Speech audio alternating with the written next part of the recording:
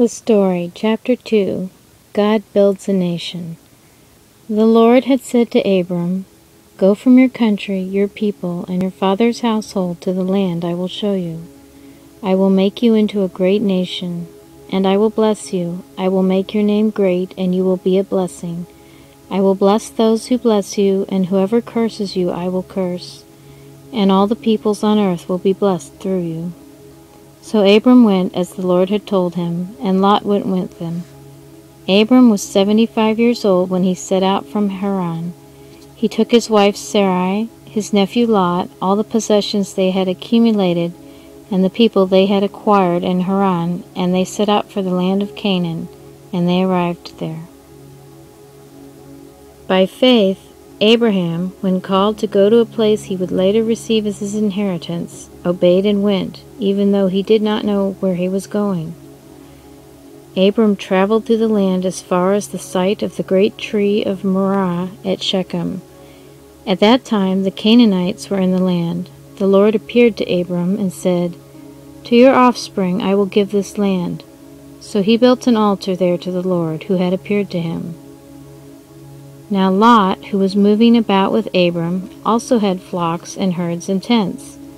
But the land could not support them while they stayed together, for their possessions were so great that they were not able to stay together. The Lord said to Abram, after Lot had parted from him, "Look around from where you are, to the north and south, to the east and west. All the land that you see I will give to you and your offspring forever. I will make your offspring like the dust of the earth, so that if anyone could count the dust, then your offspring could be counted. Go, walk through the length and the breadth of the land, for I am giving it to you." So Abram went to live near the great trees of Mamre at Hebron, where he pitched his tents. There he built an altar to the Lord. By faith he made his home in the promised land. Like a stranger in a foreign country, he lived in tents, as did Isaac and Jacob, who were heirs with him of the same promise. For he was looking forward to the city with foundations, whose architect and builder is God. Lot made some bad decisions and found himself in deep trouble. He took up residence near Sodom. In retrospect, it was a poor choice of real estate. Soon the kings of Sodom, Gomorrah, and 3 other kings squared off in battle against an enemy army. The kings of Sodom and Gomorrah lost, and the cities were looted. Lot and his family were among the captives. When this news reached Abram, he pulled together 318 trusted men, and without hesitation set out to rescue his nephew.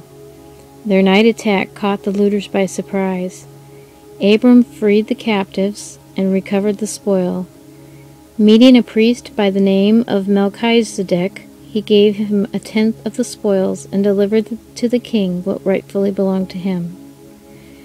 Despite Abram's growing sense of God's power, one problem remained that even the Almighty seemed unable to solve. It was Abram's greatest worry and the main topic of his dialogues with God. After this, the word of the Lord came to Abram in a vision. "Do not be afraid, Abram. I am your shield, your very great reward." But Abram said, "Sovereign Lord, what can you give me since I remain childless, and the one who will inherit my estate is Eliezer of Damascus?" And Abram said, "You have given me no children, so a servant in my household will be my heir." Then the word of the Lord came to him, "This man will not be your heir, but a son who is your own flesh and blood will be your heir." He took him outside and said, "Look up at the sky and count the stars, if indeed you can count them." Then he said to him, "So shall your offspring be." Abram believed the Lord, and he credited it to him as righteousness. Against all hope, Abraham, in hope, believed, and so became the father of many nations, just as it had been said to him, "So shall your offspring be." Without weakening in his faith, he faced the fact that his body was as good as dead, since he was about 100 years old, and that Sarah's womb was also dead. Yet he did not waver through unbelief regarding the promise of God. but was strengthened in his faith and gave glory to God, being fully persuaded that God had power to do what he had promised. This is why it was credited to him as righteousness.